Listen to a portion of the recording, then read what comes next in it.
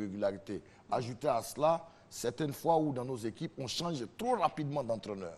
On ne joue pas sur le long terme. S'il y a eu 2 ou 3 mauvais résultats, automatiquement, l'encadrement technique est indexé et on change d'entraîneur. On estime que c'est en changeant l'entraîneur que les choses vont changer. Non. Et finalement, ce n'est pas la solution. Le temps que le nouvel entraîneur qui vient mettre son système de jeu en place et qui produise l'électrochoc, d'ici là, on perd beaucoup de temps et l'équipe semble aller dans les profondeurs du classement. Donc il faut de la patience. On va commenter ensemble tous les résultats de cette 21e journée. L'AS Standard, on l'a dit, a battu l'Africa Sport d'Abidjan par 2-0. Bouaké FC 0-0 face à Korogo. Le Sewe Sport de San Pedro qui renoue avec la victoire depuis quelques journées maintenant. 1-0 face à l'AFAD. Gagnoa s'impose face à la SOA 2-0. L'AS Denguele tombe face au stade d'Abidjan 0-1 et la JCAT, on vient de le voir, qui n'a inscrit aucun but face à l'Azida Bengourou qui en a inscrit un. L'ASEC Mimosa sera face au Stella Club pour un match comptant pour cette 21e journée. Ce sera donc mercredi prochain. Et puis le classement de cette Ligue 1 à l'étape de la 21e journée nous donne l'ASEC Mimosa en tête de ce classement avec une journée en moins. Il faut préciser que l'ASEC Mimosa a une journée en moins. 40 points, un match en retard. 40 points au même titre que l'AS Standard qui en a 40 également, mais avec 21 journées. 21 journées. Voilà. Et donc la situation la plus alarmante se trouve au niveau de la dernière place. Oui, regardez. C'est le Stella Club d'Abidjan. Parlons d'abord de Gagnoa, qui est troisième. Gagnoa, donc nous avons le trio ASEC Mimosa, AS Standard, Sporting Club de Gagnoa. Et puis vous parliez tout à l'heure du bas du classement. Oui. Voilà que Bouaké s'est légèrement échappé. Et c'est Stella Club du Salif Victogo qui est l'antenne rouge. Avec une journée en moins. Avec une journée en moins. N'oublions pas que aussi là-bas, il y a eu changement d'entraîneur. Ouloufade Adekani était venu pour commencer la saison. Par la suite, Bab Bernardin est venu pour essayer de sauver les meubles. Oui. Alors, est-ce que Bab Bernardin a fait du bon travail? Il y a eu cette déclaration de Victogo qui disait que Bab Bernardin connaît bien le milieu. Malheureusement, sur le plan comptable, regardez dans quelle situation nous sommes. À 5 journées du championnat, le Stella est dernier du championnat. Avec 20, ils ne sont pas derniers, ils sont 14e. 14e. Non, je veux dire, l'antenne rouge. 14 sur 14, c'est quand même une situation qui semble inacceptable pour le standing des Maniang d'Adjamé, qui ont fait quand même les beaux jours du football ivoirien. Et par contre, le Sewe Sport de c'est également cette montée du Sewe Sport, 9e avec 26 points. Oui. De plus en plus, ça se confirme au niveau de la sélection, au niveau du management. De plus en plus, ils se retrouvent, ils sont ensemble, il y a une communion, il y a une symbiose entre l'entraîneur et ses joueurs. Vous les avez vus prier tout à l'heure ensemble à la fin du match. Je pense qu'ils sont sur une bonne pente et ils peuvent surprendre, surtout quand on regarde le tableau, il n'y a pas... C'est très serré. C'est très serré et en un laps de temps, 5 victoires. Points, on va dire, hein. Oui, parce que quand vous regardez le points à prendre dans ce championnat, quand vous regardez, il y a 5 équipes qui sont à 26 points. Il y a un nivellement, les points sont très serrés. Il n'y a pas de très grosses différences. Donc quand vous faites 2 victoires, vous pouvez faire un bon qualitatif, comme le Sewe qui passe de la 13e place à la 9e. La dernière fois, c'était Djekanou qui passait de la 9e à la 4e place. Donc il y a tellement pas de très grosses différences de points. Donc dès que vous alignez 2 victoires, vous pouvez quitter les profondeurs pour arriver au ventre mou du championnat. Et c'est vraiment tant mieux pour ce championnat. Oui, c'est pour dire que c'est un championnat ouvert, où tous les coups sont possibles, où chaque équipe a ses chances de pouvoir parvenir aux meilleures places. C'est déjà une bonne chose. Très bien, en tout cas, pour ce championnat, on espère avoir le champion à la dernière journée, à la 26e journée. Avec du suspense. Ce serait vraiment formidable, ce serait un très beau championnat. Serge Dié, alors, qu'est-ce qu'on retient de la structure que vous avez mise en place et qui organise, je le rappelle, un tournoi d'essai? Il s'agit de matchs amicaux à l'international. Tout à fait. Tout d'abord, je voudrais vous remercier, Cathy, pour l'opportunité que vous me donnez de parler de ma structure. Oui. Je pense que la structure Athletic One émane de la fondation Manassé, dont je suis le président, qui a pour but d'aider, le simple but d'aider. Quand je vois mes jeunes frères qui sont parqués au Maroc, à Tunisie, des personnes qui prennent ces jeunes frères pour les envoyer, pour qu'ils les promettent monts et merveilles, et après, ils ne font pas ce qu'ils disent, c'est ce qui m'a révolté. Et donc, moi, j'ai créé des conditions des conditions adéquates. Je ne dis pas que je prends un joueur ici pour l'envoyer, pour le faire signer dans un club. Je n'ai pas encore cette baguette magique. Je ne suis pas la trempe encore de Rino Bayona ou Georges Mendes. Ils vont juste en essai. En essai. On leur donner l'opportunité. Voilà. Et quelles sont les conditions déjà pour... on prend tout en charge. Déjà tisser les liens avec les clubs partenaires où je suis passé, en Italie, disons à Regina, à Nice, en Turquie, j'ai 2 ans en Turquie, 6 ans, mes 6 dernières années en Grèce. C'est des clubs avec lesquels j'ai noué de bons contacts, où j'ai laissé de très très bons souvenirs. J'ai aussi des contacts aussi avec le Barça. Je salue ici le Barça, donc je salue la victoire avec brio. Champion d'Europe. La 5e fois. La 5e fois. Donc je pense qu'on le met dans les bonnes conditions, on prend tout en charge. Et quelles sont les conditions pour ces jeunes-là? Comment ils vont vers vous? Qui va vers vous? Nous avons nos locaux, nos bureaux qui sont situés à Angers, au terminus 81 et 82. Ils peuvent venir là pour prendre tous les renseignements. Moi, je m'occupe que de la partie sportive. Donc, ils peuvent appeler au 22. C'est quoi la tranche d'âge, je voulais dire? 16, 17, 18. D'accord. Voilà. Ok, il n'y a pas de souci. C'est tout ce qu'on peut retenir donc de votre passage sur ce plateau avec ces tournois d'essai que vous organisez. Donc, vous avez des contacts? Dernière chose, je dis qu'il est imminent. Les places sont vraiment limitées au 22, 42, 83, 35. D'accord. Donc, vous pouvez appeler à ce numéro-là et puis rentrer en contact avec vous. Merci en tout cas d'être passé sur notre plateau. Et puis on suivra donc pour la suite de cette action que vous menez. Nous allons jeter pour l'instant, quant à nous, un coup d'œil dans la Ligue 2 avec la rencontre Sirocco FC Cosmos. Le Sewe Sport n'est pas le seul club qui affectionne les Portugais. Vous savez, il y a, à côté du Sewe, il y a le petit frère qui s'appelle le Sirocco Football Club de San Pedro. Alors, lorsque le Sirocco joue, il y a également cette ambiance surchauffée des grands jours au stade Auguste Denise. On va donc pour le reportage. Samedi 6 juin, le lac artificiel du stade Auguste Denise de San Pedro n'empêchera pas joueurs et responsables de clubs de la Ligue 2 d'avoir accès à la pelouse. Pareil pour les supporters du Sirocco Football Club de San Pedro, ce petit frère du Sewe Sport qui évolue en Ligue 2. Le corps arbitral fait une analyse de praticabilité du stade. Le match Sirocco FC de San Pedro, Cosmos FC de Koumassi peut démarrer. Il est 16h. Contre-glissade et faux bond du ballon rond, le Sirocco dicte sa loi aux visiteurs. Les Rouges obligent d'abord le portier du Cosmos, Marc Bibois, à quitter sa cage pour cause de blessure à la jambe. 31e minute, le nouveau portier du Cosmos fait un mauvais dégagement. Amidou Karamoko est fauché dans la défense adverse. Un pénalty bien exploité par Cédric Gouali. 1-0 à la mi-temps pour le Sirocco. En seconde période, le Sirocco semble déjà avoir la tête à la 3e mi-temps. Le Cosmos prend connaissance de l'univers du stade, contrôle le ballon.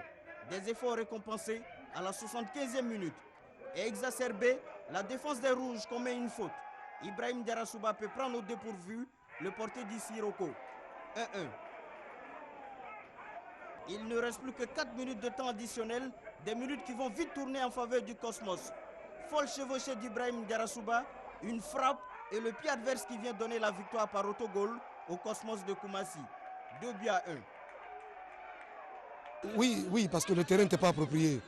Il a fallu jouer comme le Waterloo. C'est une bonne opération pour moi. Très mauvaise opération. Ce qui n'a pas marché, moi je pense que c'est la concentration des jeunes. C'est vrai que le terrain était difficile à jouer, mais il fallait jouer intelligemment. Il fallait plus jouer dans le camp adverse pour pouvoir mieux sauver notre camp. Voilà, la 3e édition de la nuit du football africain se déroulera le 20 juin prochain. L'innovation majeure cette année, c'est la tenue d'un match de gala international. Cela a été dévoilé au cours de la conférence de presse de lancement. Anja Soukrou. La 3e édition de la nuit du football africain sera ponctuée par un match de gala entre les anciennes gloires du football africain et des ex-internationaux ivoiriens. Un match d'exhibition qui réunira, je pense, toutes les sommités du football, toutes les légendes du football africain. Et il est placé sous le signe de la paix et de l'amitié entre les peuples africains. Comme lors des 2 précédentes éditions, la soirée de gala permettra de distinguer les légendes du football moderne du continent, sans oublier ceux des acteurs du football africain qui ont marqué leur époque par leur talent et performance. Parmi les récipiendaires, il y a entre autres Lilian Thuram, Claude Makelele, Kalusha Boualia, Jérémy Nditap, Cyril Domoro, le président Sidi Diallo et Yaya Touré pour ses 4 ballons d'or consécutifs. Les préparatifs avancent très bien. On a encore pas mal de réglages à faire et on espère être prêt le jour J. Mais j'avoue que les choses se passent beaucoup mieux que les années précédentes. Cette 3e édition de la Nuit du football africain est prévue à l'Espace Cristal en zone 4 le samedi 20 juin 2015. Le programme présidentiel de logement est une réalité avec la SICOGI. Plus de 2000 logements livrés et 15 000 en cours de réalisation. Appartements, duplex et villas à Yopougon, Abobo, Angré, Riviera et dans les villes de Daloa, San Pedro, Kong. Avec la SICOGI, vous avez l'assurance de la qualité, une facilité de paiement et une solution pour les entreprises. Infoline 20 30 55 44. SICOGI, nous savons faire des maisons. Bientôt, la Coupe nationale sera donc célébrée dans plusieurs disciplines, dont le Maracana, où les éliminatoires ont déjà démarré. On parle de celle d'Adzopé, Salif. Les Maracaniers ivoiriens étaient le week-end à 130 km d'Abidjan, précisément à Adzopé, comme vous l'avez si bien dit, le temps de disputer les phases éliminatoires de la Coupe nationale dans la région de Lamé. Nous allons donc voir ces préparatifs avec vous. Après les 10 équipes qualifiées pour la zone d'Abidjan, les phases éliminatoires de la Coupe nationale de Maracana se sont poursuivies dans le chef-lieu de région de Lamé, à Adzopé. 5 équipes basées dans la poule F étaient en compétition. L'UDM d'Adzopé, le LMC d'Agboville, les Princes de l'Indénié d'Abangourou, le Nkoa de Jacquesville et le Jamac de Jacquesville. Du premier et du deuxième tour éliminatoire, l'Union des Maracaniers de Lamé d'Adzopé s'impose devant son public en battant successivement ses adversaires. Idem pour le Nkoa de Jacquesville qui a résisté et qui est allé défier dans un match décisif les Maracaniers d'Adzopé. Après 20 minutes d'affrontement soutenus par leurs supporters, les Maracaniers d'Adzopé s'imposent par la plus petite marge du score, 1-0. Coup dur pour le Nkoa de Jacquesville. Quand on venait, si tout le monde attendait, un TV champion là-bas. Je n'étais pas sûr de la fatigue, mais ça a été pour quelque chose. On a manqué beaucoup de chances. Aujourd'hui, la région de Lamé est unie comme un seul homme et je pense que ça va continuer. Nous, on est toujours forts et on restera forts. Cette victoire permet à Adzopé d'être parmi les finalistes de la Coupe nationale à Daokro. Après la SEC Mimosa et les éléphantes footballeuses, on va dire, il y a une autre équipe ivoirienne qui, le week-end dernier, n'a pas du tout réussi. Il s'agit du basketball. Les dames du basketball qui étaient donc engagées dans les éliminatoires de l'Afro-Basket Dames 2015, l'équipe nationale de basket qui a joué face au Nigeria. Eh bien, il y a eu une double confrontation face à ces Nigérianes, remportée donc par les visiteuses, 71-51 lors du premier match, puis 88-43 au deuxième match pour le Nigeria qui était simplement plus complète. L'équipe était plus complète que celle de la Côte d'Ivoire. Daniel Kobikwalo. C'est une équipe frêle et empruntée de la Côte d'Ivoire qui a joué ce week-end contre le Nigeria en éliminatoire combiné Jeux africains Afrobasket 2015. À l'aller comme au retour, les Ivoiriens ont été dominés par les Nigérians. Si la première rencontre a été difficile pour un match en situation véritable de jeu soldé par 20 points d'écart, 71-51, on avait pensé que le lendemain, Djadji Clément et ses filles auraient montré un bien meilleur visage et peut se racheter ou faire jeu égal avec leurs adversaires. Ce fut plutôt la correction. Seul Fofana Minata, auteur de 16 rebonds et 24 points, et Ouattara Florence, 26 points, ont tenté de sortir la tête de l'autre côté ivoirien. Dans le jeu intérieur, elles ont eu du mal à évoluer, absentes dans le repli défensif. Côté nigérian, Ogoke Sarah, 19 points efficaces à mi-distance. Ugoka Nkiru, 23 points. Et la douane, Oudiadja Chioma, 17 rebonds, ont été les meilleurs. C'est une équipe nigériane solide en défense et bien réglée dans ses phases d'attaque qui a noyé les Ivoiriennes à Abidjan, 88-43, dans le second match, soit 45 points d'écart. Seule consolation, la Côte d'Ivoire, avec la défection du Burkina Faso, se qualifie pour les Jeux africains en juillet prochain.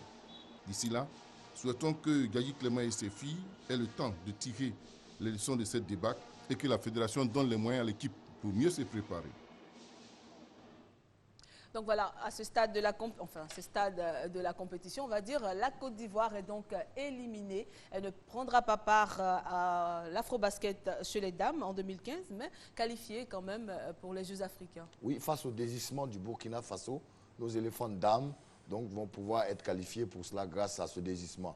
Mais je veux dire que quand vous avez regardé les deux confrontations, la première, le Nigeria a gagné par 71 à 51, oui. 20 points d'écart. Et la deuxième confrontation, 88 à 43, autour de 30 points d'écart. C'est-à-dire que malgré les renforts de 5 professionnels qui sont venus de France et des États-Unis, visiblement, il n'y avait pas photo entre les Super Falcons du Nigeria et la Côte d'Ivoire, tant la différence au niveau du score est importante. Cela veut dire que le Nigeria, logiquement, malgré que nous jouons à domicile, était un cran au-dessus de nos éléphants dames.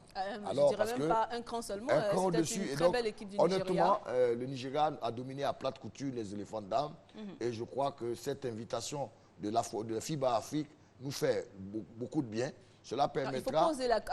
il faut poser la candidature pour cette invitation. Oui, ce n'est pas systématique. Ce n'est pas systématique, mais je veux dire que l'adversaire d'en face était visiblement plus fort. Et donc, mais l'avenir appartient aux éléphants, car cette équipe que nous avons vue est promis un bel avenir. Ouattara, Florence, Namizata qui est venu de France. Et donc, on a un bel avenir, mais le Nigeria est une équipe mature avec des professionnels de haut niveau qui, visiblement, étaient au-dessus du lot. Je crois qu'on constate ensemble que lorsque les dames ne reçoivent pas les moyens pour se préparer conséquemment en fonction des compétitions, elles perdent avec... Est-ce que vous êtes en train de dire que c'est seulement les hommes qui reçoivent les moyens? Les hommes ne reçoivent pas les moyens, je ne le dis pas. Mais... Je veux tout simplement dire que lorsque les athlètes sont bien préparés, avec les moyens qu'il faut, ils vont assez loin. Et il y a eu ce souci au niveau des footballeuses, il y a encore ce souci au niveau des basketteuses. Donc il faut qu'à un moment donné, les sportifs prennent le soin de permettre à nos athlètes de se préparer conséquemment pour les différentes compétitions. Là, il y a eu un grand manque de moyens, 1. 2, le jeu était entrecoupé. Les filles ne communiquaient pas entre elles. Il y a eu pas mal de soucis au niveau de l'encadrement parce qu'il n'y a pas eu les moyens pour les préparer conséquemment. Et l'écart était vraiment grand pour ces deux matchs. Dans le premier match, on s'est dit que c'était un faux pas avec les 20 points d'écart. Oui. Et dans le deuxième match, plus de 40 points d'écart. Écoutez, dans le premier match, quand vous regardez dans ce premier match, nous avons été submergés par cette équipe du Nigeria.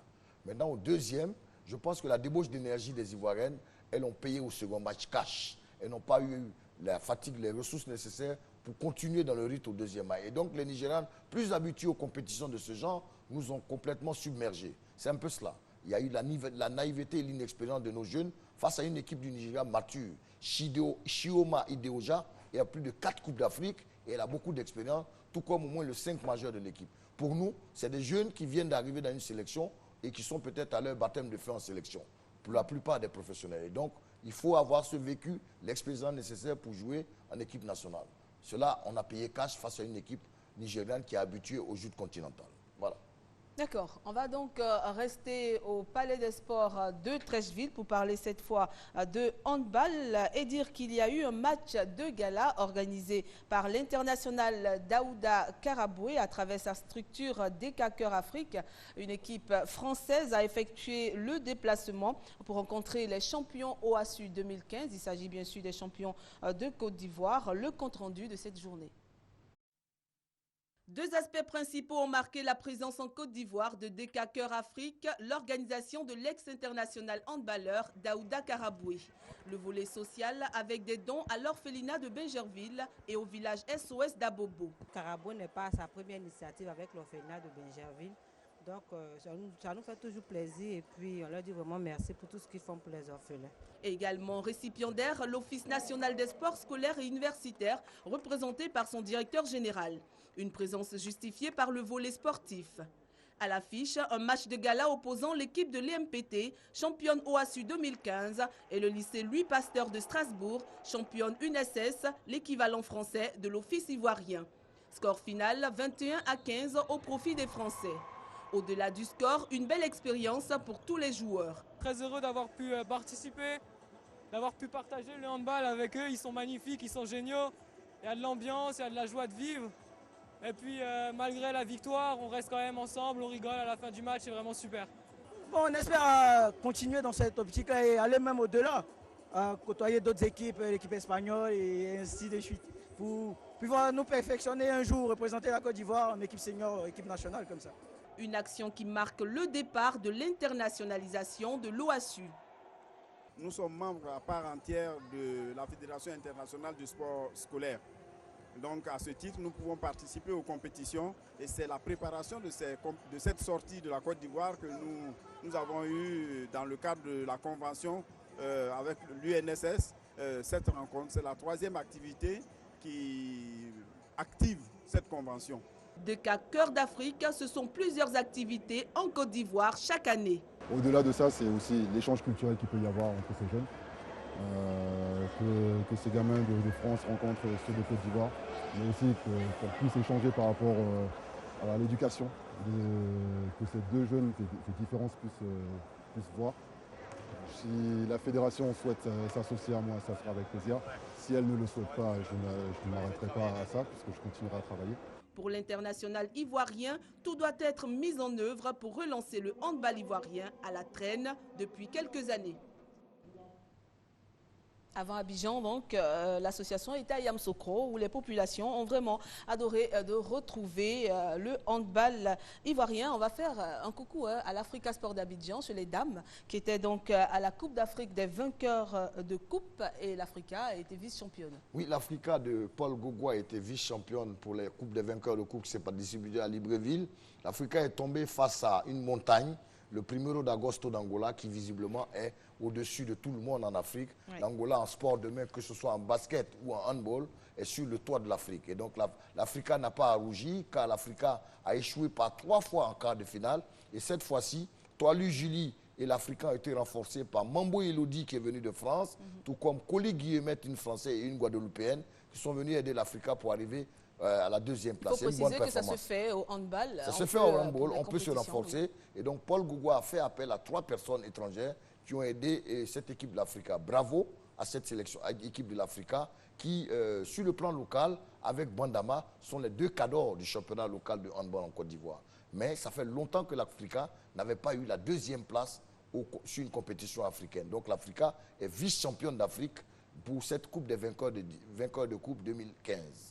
D'accord, on va parler maintenant de volleyball avec la première journée de la 2e phase du championnat de première division. C'est sur leur base au stade Robert Champroux de Marcory que les volleyeurs ont entamé cette seconde phase du championnat. Le résumé des matchs qui ont retenu l'attention de notre reporter Aude Alébé avec en exclusivité l'interview du président Sanga Kone. 25-16, 25-15 et 25-19, c'est le score au thème de l'empoignade entre relèves en bleu-blanc-jaune et d'R4 pour la première opposition des dames. San en jaune-violet et Tafiré étaient au coude à coude pour la seconde rencontre. L'équipe de San en pleine construction a su imposer son rythme de jeu à son adversaire qui s'incline 25-17, 25-15 et 25-11. Contrairement aux dames, les hommes de San Volleyball en violet se sont inclinés devant une équipe en confiance de Beaunois, 25-21, 25-11 et 25-17. Tafiré en jaune-bleu a eu raison de Phoenix après 3 sets largement mérités, 25-11, 25-16, 25-10. À cause du temps, la saison de pluie, on n'a pas pu s'entraîner. Donc c'est ce qui a fait qu'on n'a pas senti le jeu, on a joué comme on pouvait, mais au finish, on a gagné le match 3-7-0 et nous sommes contents. Nous ne nous entraînons pas, nous avons des difficultés pour s'entraîner. Donc c'est difficile de venir jouer chaque samedi sans s'entraîner. Donc on fait un effort pour jouer. Je me trouve avec une équipe vraiment diminuée. Et après les 7 ou 8 joueurs qui ne sont pas venus, ce sont des élèves sont en année préparatoire ou bien à l'université, à les cours de renforcement les samedis. Bon, c'est un peu difficile. Sur la crise au sein de la Fédération ivoirienne de volleyball et le début de la seconde phase du championnat national, le président Kone Sanga se prononce.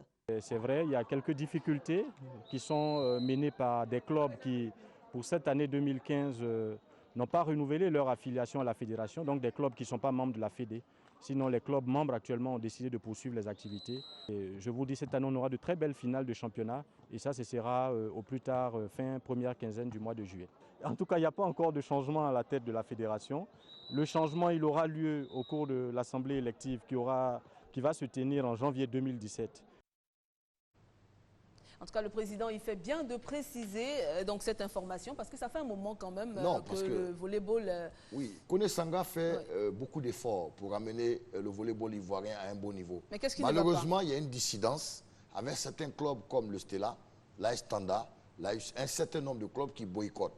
D'après eux, ils sont au nombre de 25, 24. Ils ont élu un certain Kone Mamadou Giano, ancien président de la Fédé, ancien président, oui, qui était là. Pour gérer un comité ad hoc pour venir en négociation avec Kone Sanga, qui est le président légalement élu. Pourquoi tant de problèmes dans les fédérations? Vraiment, quand on regarde ces célèbres... C'est un grand sujet que vous abordez. Pourquoi tant de problèmes? Alors, quand vous voyez ce que nous avons vu sur les images, il semble que le volleyball se porte très bien, sans le Tanda, sans les clubs. En même temps, il y a eu un break dans cette compétition de volleyball. Serge, il faut le dire. Il faut reconnaître. Le volleyball ne peut pas s'arrêter qu'à quelques clubs. Il faut que tous les clubs soient représentés dans le championnat. Je suis totalement d'accord.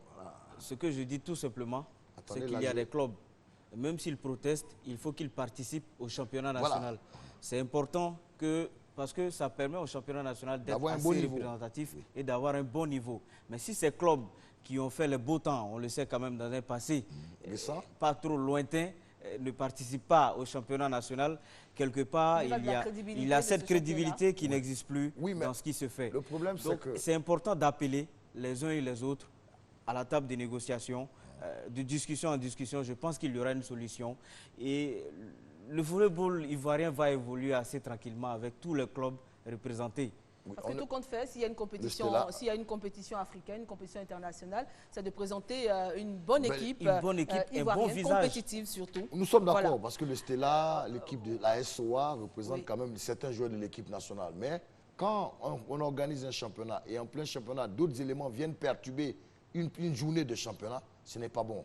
On a tenté la médiation avec le CNO Côte d'Ivoire. Il faut continuer dans la médiation. Il faut qu'aucun club ne soit épargné, mais il y a une manière de discuter. Alors, quand vous perturbez une activité menée par une fédé et vous ne voulez pas venir à la table de négociation, cela n'est pas bon. On va fouiller encore ce problème. On va fouiller dans la fédération de volleyball pour ressortir les raisons réelles de ce boycott. Il y a une dissidence, il y a un certain nombre de dissidence. Cette fédération, en tout cas, elle n'a pas de problème. Il s'agit de la fédération ivoirienne de taekwondo. Le ministre des Sports et Loisirs, Albert Amichia, a reçu vendredi dernier cette fédération. Il s'agit à l'ordre du jour. Il y avait donc la présentation de la médaille d'argent remportée par Zoku Firmin au championnat du monde de taekwondo en Russie. C'était à la salle de conférence du ministère des Sports au plateau. Le compte-rendu de Anne-Marie Nguessan. Médaillé d'argent au championnat du monde de taekwondo en Russie 2015, Firmin Zoku a été reçu par le ministre des Sports et Loisirs Albert François Amichia. Le vice-champion du monde était accompagné du président de la Fédération ivoirienne de taekwondo, de quelques membres du comité directeur, de l'encadrement technique et de deux autres champions d'Afrique, Anissé Toumi et Cissé Chek.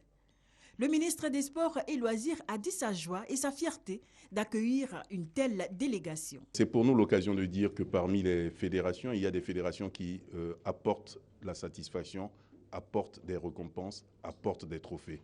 Et la fédération de taekwondo en est une. Et c'est pour nous l'occasion de féliciter Monsieur le ministre et tout son comité directeur et tous les athlètes qui participent à cela. La Côte d'Ivoire a dépassé l'ère de la participation simple. Il nous faut des médailles, il nous faut des résultats et la Fédération de taekwondo nous montre l'exemple. Il a également rendu hommage au président Bamba Cheikh Daniel qui contribue énormément selon lui au rayonnement du taekwondo par ses compétences et son expertise d'administrateur civil et de grand sportif. Nous sommes heureux, nous, Fédération de taekwondo, d'être pratiquement parmi les premières fédérations à venir le saluer. Et cela est de bon augure parce que nous venons l'accueillir avec une médaille d'un niveau exceptionnel. Nous mettons notre participation olympique entre ses mains et nous espérons être couverts par lui pour que le taekwondo puisse, comme a su le faire l'athlétisme, et Muriel Aouré, revenir vers lui un jour avec à son cou une médaille olympique. Nous sommes très contents des engagements qu'il a pris avec la Fédération ivoirienne de taekwondo. Ça nous motive pour les événements à venir et ça nous permet aussi de rester concentrés et de savoir où on va. C'est donc rassénérer et assurer du soutien du ministre des Sports et Loisirs que les taekwondoïnes ont pris congé de leur hôte. Le programme présidentiel de logement est une réalité avec la SICOGI. Plus de 2000 logements livrés et 15 000 en cours de réalisation. Appartements, duplex et villas à Yopougon, Abobo, Angré, Riviera et dans les villes de Daloa, San Pedro, Kong. Avec la SICOGI, vous avez l'assurance de la qualité, une facilité de paiement et une solution pour les entreprises. Infoline 20 30 55 44. SICOGI, nous savons faire des maisons. Cyclisme, le 27e Tour de l'Est, c'est pour très bientôt. Le lancement de l'édition 2015 a eu lieu. Ndoufou Jean-Baptiste, Salif Ouattara. Conférence de presse du comité d'organisation du Tour de l'Est international. Objectif affiché, placer le sceau de cette 27e édition, édition de maturité et de sagesse pour le directeur du Tour, Georges Adou. Par rapport à la 26e édition, il y a quand même quelques changements. Le premier changement, c'est que nous allons faire une course de présentation ici même à Treichville avant de partir pour Dimbokro. Le deuxième, nous allons faire un tour à Boisflé, qui ne fait pas partie du circuit de la route de l'Est. Mais comme cette année, ce n'est pas évident que j'organise l'or blanc qui passe par Boisflé, donc de Yamoussoukro, nous allons faire un tour à Boisflé pour profiter de la bonne route dont nous reprenons l'ancien circuit Boaké, Mbayakro, Ananda, Ouélé, Daoko. Du 17 au 26 juin, la route de la Petite Reine mettra le cap sur Dembokro, traversera successivement les villes de Tumodi, Yamoussoukro, Boisflé, Boaké, Bongwanou, Abangourou, Adjopé, Tanda et prendra fin à Bondoukou. Pour cette 27e édition du Tour de l'Est international, 6 pays sont engagés. 5 délégations étrangères, le Ghana, le Nigeria, le Bénin, le Mali et un club français, la Team Creuse. Sur le plan local, 4 clubs ivoiriens prennent part à cette compétition. L'ASFA de Mossou, l'Ascavel de Koumassi, la Société Omnisport de l'Armée et le Vélo Club d'Adjamé. La 26e édition du Tour de l'Est international s'était déroulée du 21 mai au 17 juin 2014 avec pour vainqueur Isiaka Sissé de la SOA. Alors Salif, avec vous, vous voulez un commentaire sur ce Tour de l'Est? Le Tour de l'Est, la 26e édition, nous y avons pris part personnellement. J'étais le reporter de maison. Il faut dire que ça s'est bien déroulé. Les étrangers, quand ils viennent, ils vivent, ils sont dans la ville, ils échangent avec les populations. Il y a un symbole quand c'est le vélo qui roule. Vous savez, il y a quelque chose qui est beau dans ce qu'ils font. Et après, quand ils sont récompensés avec la sueur, il y a une grande joie. Donc au-delà du sport, il y a le brassage culturel. Il y a le brassage culturel, il y a l'union et il y a la réconciliation également qui est célébrée à travers ce tour. Les frères qui viennent des différents pays voisins et participent à maintenir cette flamme de cohésion sociale, de réconciliation, et c'est assez important pour un pays qui accueille beaucoup d'étrangers. Et puisque vous parlez justement de réconciliation, on reste avec ce thème pour parler des tournois qui sont organisés à l'intérieur du pays. Mais cette fois-ci, on n'y est pas allé à vélo, on était bien sur sûr un terrain, simplement. En voiture, 355 km d'Abidjan, à Gonaté précisément. Ils ont organisé un tournoi de réconciliation dédié à l'ensemble. Chez les gourous, Gonaté. Chez les gourous. Ils jouent également au football. Ah oui, ils jouent au football. Le résumé avec vous.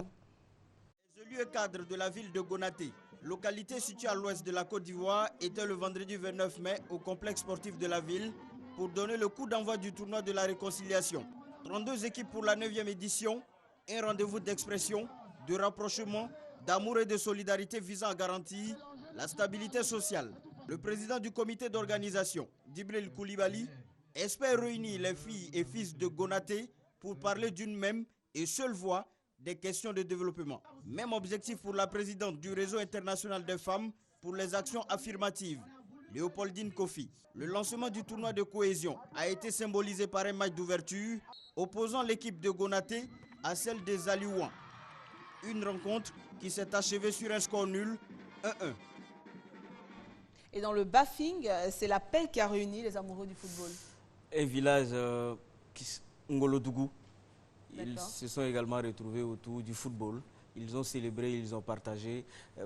Au-delà, ces tournois sont faits pour communier, partager, s'entraider, s'écouter, parler de développement, parler des problèmes, des liens de parenté. Souvent, quelques frères se retrouvent à travers ce tournoi. Je ne savais pas, par exemple, que mon frère c'était l'autre. Et rien qu'en regardant le match, on constate qu'il y a une ressemblance et on finit par se rendre compte qu'effectivement, on est de la même famille. Comme quoi, le Ça arrive sport souvent. Est magique. Hein, le sport est magique. Le résumé de ce tournoi du côté du Bafing. Ngolodougou, localité située dans la région du Bafing, a accueilli son premier tournoi de paix et de réconciliation, parrainé par un fils de la région, premier adjoint au maire de Touba, Adama Doumbia. 2 équipes étaient en attraction. Idole des clubs de la Ligue 1, le Sewe de Ngolodougou contre le Denguele de Ngolodougou. Après 90 minutes de jeu, les 2 équipes se neutralisent sur un score de 0-0. Dans l'épreuve fatidique des tirs au but, le portier du Sewe de Ngolodougou donne la victoire à son équipe en arrêtant un tir. Les Seweke de Ngolodougou ont reçu leur trophée, une joie pour les supporters. La Côte d'Ivoire organisera les Jeux de la francophonie en 2017, on le sait. Et 2017, c'est maintenant. Des experts conduits par Mahaman Seriba, qui est donc le directeur du comité international des Jeux de la francophonie, ont été reçus par le ministre Albert François Amichia. Plus de détails avec Benson Piraka. Le directeur du comité international des Jeux de la francophonie, Mahaman Seriba, est venu se rendre compte des avancées réalisées par la Côte d'Ivoire quant aux obligations consignées dans le cahier de charges. En compagnie du directeur du comité national, Zoro Bibalo, Mahaman Seriba a rendu visite au ministre des Sports. François Amichia a ainsi appris que 17 commissions spécialisées et un comité de pilotage ont été mises en place et l'heure est à la confiance et à l'optimisme, même si on observe un retard dans la restauration des infrastructures. Les différentes autorités, dans leurs propos, tous nous assurent, le comité national d'organisation et tous les indices, en tout cas tous les efforts qui sont faits tous les jours nous montrent que quelque part, nous rentrons dans notre calendrier. La Côte d'Ivoire veut être prête au moment donné, prête sur le plan des infrastructures, prête au niveau des athlètes, prête au niveau de ceux qui vont participer aux compétitions culturelles. Donc nous travaillons dans ce sens et je crois que Monsieur le Premier ministre, chef du gouvernement, a donné des instructions pour que Monsieur le ministre de la Culture et de la Francophonie et le ministre des Sports et Loisirs puissent dégager un plan qui permette au gouvernement de réagir pour le respect des engagements que le président Ouattara a pris en 2012. Le ministre et ses hôtes se sont ensuite rendus à l'Institut national de la jeunesse et des sports à Marcory pour participer à une conférence sur les Jeux de la francophonie. Pour ces Jeux d'Abidjan, 80 pays sont attendus. 41 ont d'ores et déjà confirmé leur participation. Et puis à l'occasion des assemblées annuelles de la BAD, une marche sportive a été organisée. Je vous propose de voir les images de cette marche avec Benson Piraka et Boris Bawa. En organisant cette séance de fitness, la direction des sports de masse et du sport féminin souhaitait permettre aux conjoints des gouverneurs des différents pays de la BAD de renforcer les liens de cohésion et de fraternité. Dirigé par les coachs Atsé Grégoire et Don Marcel, ce rassemblement a vu également la participation des agents du ministère des Sports et Loisirs ainsi que ceux du ministère du Plan et du Développement. Pendant 1 heure, on s'est beaucoup amusé en transpirant. Cette séance de pratique sportive, débutée à 18 h, a pris fin 1 heure plus tard sur une note bien rafraîchissante. Nous avons été ravis de faire le sport avec toutes ces dames et tous ces messieurs. Il faut que cela retentisse dans leur mémoire et qu'en retournant dans leur pays, qu'ils continuent de faire le sport pour leur santé. Cette manifestation sportive, il faut le souligner, entrait dans le cadre des assemblées annuelles et du cinquantenaire de la Banque africaine de développement qui se sont déroulées à Abidjan du 25 au 29 mai. Voilà, ce serait tout pour l'émission d'aujourd'hui, pour ce temps d'antenne, votre magazine, mesdames, messieurs. Alors, messieurs, qu'est-ce qu'on retient de l'actualité? Qu'est-ce qui vous a marqué dans cette actualité Pour moi, la sportive? réception du ministre, la réception de la Fédération ivoirienne de taekwondo par le ministre Amisha, avec la médaille d'argent obtenue 29 ans après la génération des Patrick Remarque par Zoukou Firmin à la Coupe du Monde, des Nations en Russie à Chelyabinsk, avec cette médaille d'argent qui a permis à la Côte d'Ivoire d'avoir la 11e place sur 30 nations présentes à cet événement. Voilà. Il est important que les Jeux de la francophonie soient préparés avec beaucoup de recul, beaucoup d'analyse, beaucoup de tact, parce que cela permettra à la Côte d'Ivoire de rayonner et de présenter un beau visage quand il s'agit d'organisation de grandes activités sportives. Et ce soir, vous ne verrez pas donc la signature de Kadi Sanogo. C'est seulement que Kadi Sanogo, notre réalisatrice, s'est mariée le week-end dernier. Nous lui faisons un gros coucou. Dans nos prochaines éditions, vous aurez les images de la désormais Madame Koné, qui sera là très bientôt pour reprendre du service. Félicitations à vous, Kadi Sanogo, et aussi à votre époux. Mercredi, vous retrouverez Sébastien Wogné Ayoua dans 3e mi-temps. Et puis, sachez que la Côte d'Ivoire est en Coupe du Monde avec les Éléphantes. Prochain adversaire, la Thaïlande. La Côte d'Ivoire a perdu son premier match, mais rien n'est encore joué.